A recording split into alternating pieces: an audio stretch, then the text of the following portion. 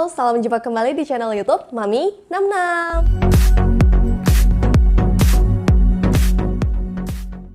Di kesempatan kali ini, aku akan share kepada teman-teman Mami tentang bagaimana cara membuat cue card atau kebetan untuk MC. Ini seperti yang sudah aku janjikan pada video sebelumnya. Bisa diklik nih kalau kalian belum nonton video sebelumnya. Nah, sebenarnya boleh nggak sih MC itu megang kebetan atau megang cue card? Kalau buat aku pribadi, menurutku itu masih sesuatu yang sangat diperlukan. Karena ketika acara berlangsung, rundown atau susunan acara bisa jadi ada perubahan, daftar nama yang akan datang bisa jadi akan berubah. Nah, dengan adanya cue card atau kebetan yang kita pegang ini, itu bisa menjadi konfirmasi ada hitam di atas putih seandainya dari panitia acara merubah suatu acara atau kita di briefing sama IO berubah. Jadi ada hitam di atas putihnya nih bahwa tadi kan kita udah briefingnya begini dan lain-lain. Dan kalau seandainya tiba-tiba nih di tengah acara kita kelupaan atau kita mati gaya atau kita kehabisan kata-kata, nah cue card ini bisa menjadi guideline kita, menyelamatkan kita kalau seandainya hal-hal yang tidak diinginkan tersebut terjadi.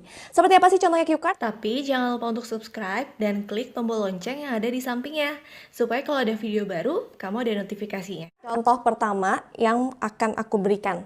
Jadi, kalau cue card yang biasa aku buat, aku orangnya konvensional banget. Jadi mungkin ada ya aplikasi-aplikasi tertentu untuk bikin cue card, tapi kalau aku bikinnya masih pakai Microsoft Word. Nah, di mana di sini biasanya satu lembar kertas akan aku bagi menjadi 4 kotak. Ini kertasnya sekitar ukuran A4. Ini ukuran yang segenggaman tangan aku nyaman untuk bisa memegang dan nanti ngebalik-balik. Nanti akan aku berikan contohnya setelah kotak-kotak ini dipotong. Jadi yang penting untuk kalian buat di cue card itu, tadi satu lembar menjadi 4, tapi ukuran fontnya yang biasanya aman untuk bisa aku baca dalam jarak pandang sekitar dia ada di area perut atau dada kita, itu sekitar font ukuran 10 sampai dengan 14. Nah, ini waktu itu contohnya adalah salah satu acara gala dinner di mana aku MC-nya partneran berdua.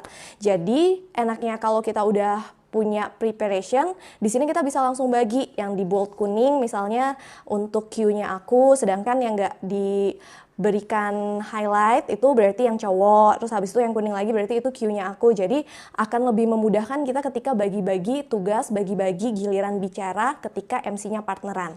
Nah, di sini biasanya di bagian cue card ini, di bagian atas akan aku tuliskan, nih bisa dilihat, di bagian atas ini adalah nomor urutnya. Jadi kita bisa ingat nih ketika misalnya cue card-nya keacak-acak atau misalnya susunannya berlibet. Nah, kalau ada nomor urutnya di sini, itu akan memudahkan kita untuk nyusun kembali cue card-nya. Bisa ditulisnya dalam bentuk poin-poin kalau emang kita udah hafal banget, tapi kalau misalnya mau aman, kayak ini kan karena aku tugasnya partneran berdua, biar kita tahu partner kita itu mau ngomong apa, jadi memang kami waktu itu menuliskannya secara full. Nah, akan aku kasih contohnya kalau udah dipotong-potong jadinya kayak apa. Ketika sudah dipotong-potong dari ukuran tadi.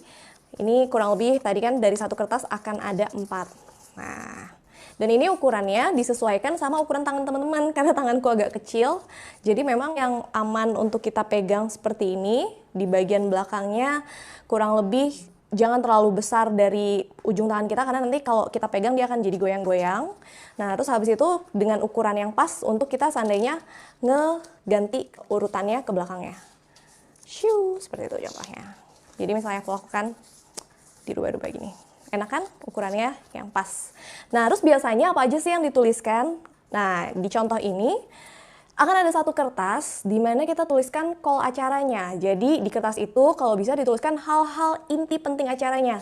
Misalnya nama acaranya, tujuan acaranya itu apa, tempat pelaksanaannya, dan bisa juga kita tambahkan nama-nama orang-orang penting yang akan hadir. Nah, terus biasanya setelah itu akan tetap ngeprint mini dari rundown acara yang berlangsung. Jadi kalau rundown kan memang isinya lebih ke poin-poinnya, terus habis itu kayak timetable-nya, ada waktunya, sehingga kita punya pegangan juga ketika nanti briefing dengan panitia ataupun penyelenggara acara, tuan rumah dari acara. Nah, berikutnya tadi seperti yang contoh sebelumnya aku berikan, yaitu isi dari acaranya. Ini karena masih acara yang sama dengan yang sebelumnya, jadi memang masih partneran. Ada yang kuning atau enggak, kalau misalnya kita sendiri ya nggak usah ngabis-ngabisin tinta, cukup satu warna aja.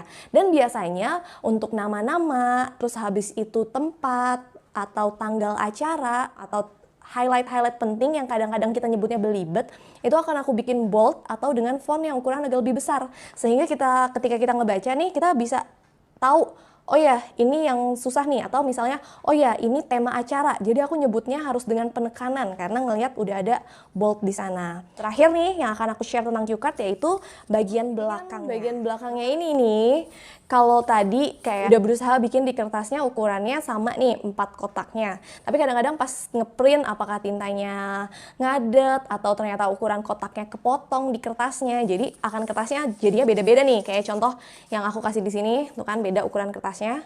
Kan akan jelek kalau seandainya kita taruh terus belakangnya ntar yang kecil, jadi akan jadi jelek nih bagian belakangnya. Nah untuk itu nih dibikinin sama suami aku nih, contohnya alas cue card. Sebenarnya simple banget, kamu bisa bikin tagline kamu atau nama kamu. Misalnya aku Nisa, Master of Ceremony. Terus karena aku suka pink, sama suamiku dibikinin dengan background pink. Agak modal dikit, kita laminating biar dia agak lebih keras dan bisa agak awet. Atau bisa juga kamu tempel di kardus atau kertas yang agak tebel, sehingga dia bisa awet sih yang utamanya, jadi bisa dipakai ke beberapa acara.